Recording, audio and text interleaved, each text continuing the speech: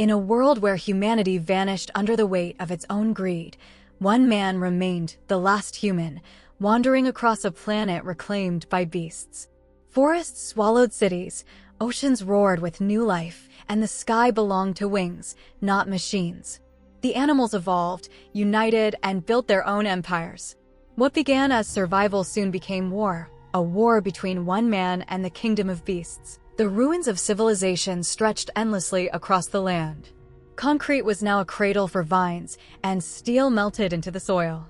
In the heart of the old world, the last human, Kale, aged 32, roamed through the remains of what once was his city.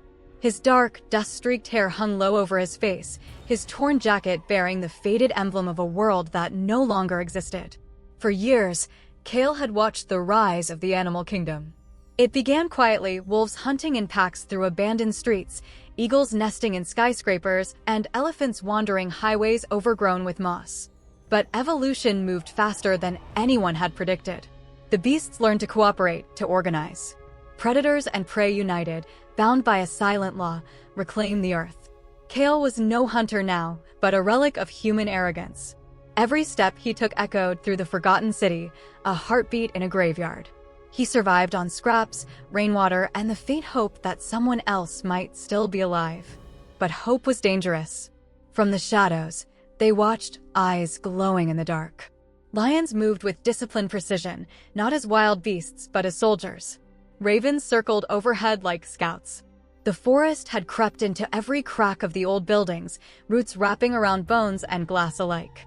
When night fell, the howls began, a signal, a call. Kale climbed the shell of an old bus and looked toward the horizon. Fires burned in the distance, animal-made fires. He realized then that they were no longer mere creatures. They had advanced, built weapons, and forged alliances beyond comprehension. The first tremor of fear touched his soul. The animal kingdom had awakened, and it knew he existed. The morning sun rose crimson, filtered through smoke and mist. Kale awoke to the distant echo of roaring beasts.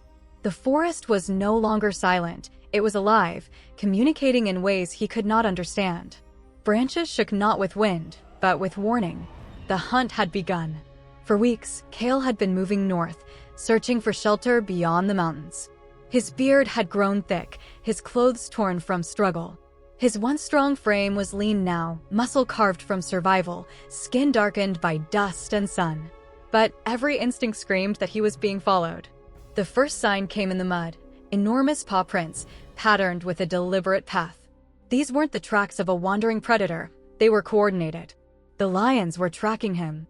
Above, flocks of crows followed his every move, their cries echoing as signals across the jungle. The new world had structure now, beasts serving roles once held by men. Wolves acted as scouts. Gorillas commanded troops of smaller primates. Crocodiles guarded rivers like sentinels of old kingdoms. Kale understood too late, this was not nature's chaos, it was nature's revenge, organized and united. As he reached a ridge overlooking what was once a highway, he saw it, the mark of the new world.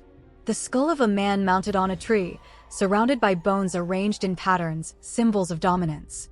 At the base of the tree, fresh claw marks cut deep into the bark, spelling the warning he could almost read. No humans shall walk here. Kale's breath slowed. His instincts sharpened. Every movement in the distance was calculated. He built a trap of his own, sharpened sticks hidden under leaves, smoke trails diverted to mislead his hunters. But as the night came, glowing eyes filled the forest again, hundreds of them. The lion general, scarred and massive, stepped from the shadows. His mane caught the firelight, his gaze cold, ancient, intelligent. Around him, the beasts waited in perfect silence. The air trembled, the balance had shifted. Kale was no longer running from animals. He was running from an army. The world had turned to twilight. Ashes drifted like slow snow over the jungle, painting everything in gray. Kale stood upon the ruins of an old watchtower, the last remnant of human order, staring down at a kingdom reborn from rage. The horizon moved as one body, thousands of creatures assembling in silence. Lions, elephants, wolves, eagles, an empire of beasts beneath a blood-red sky. He had survived for months, perhaps years, time no longer mattered. His face was hardened, his skin carved by the wild. His hair hung long, tangled by storms. But his eyes still burned with defiance. In his hand, a spear crafted from the metal remains of human civilization, sharpened steel bound to a broken rifle barrel. A symbol of both man's pride and his fall. The forest roared. From the mist emerged the Lion General, the same one Kale had seen before. The scar over his eye glowed faintly, an old wound from the age of man. Around him, apes drummed their fists upon the earth, and birds circled above, waiting for the final act. Kale descended into the valley where the bones of cities lay. Crumbling skyscrapers were now vines and nests. Cars rested like skeletons under moss. Humanity's monuments had become the beasts' temples. The air shimmered with heat and fury. When Kale moved, so did they. The ground trembled. His spear clashed with claws, his body weaving through shadows. Every strike echoed like thunder, man's last resistance against nature's judgment. But the beasts were endless. Wolves leapt from the flanks, serpents coiled from the undergrowth, and the lion's roar split the air like a storm. He fell to one knee, blood mixing with the dust of his ancestors. Around him, the circle of beasts closed tighter. The lion approached, majestic, calm, victorious. Kale raised his weapon one last time, not to fight, but to salute. The jungle fell silent. A single heartbeat echoed. Then the spear broke. As Kale's body sank into the soil, the forest began to grow again, reclaiming the last trace of man.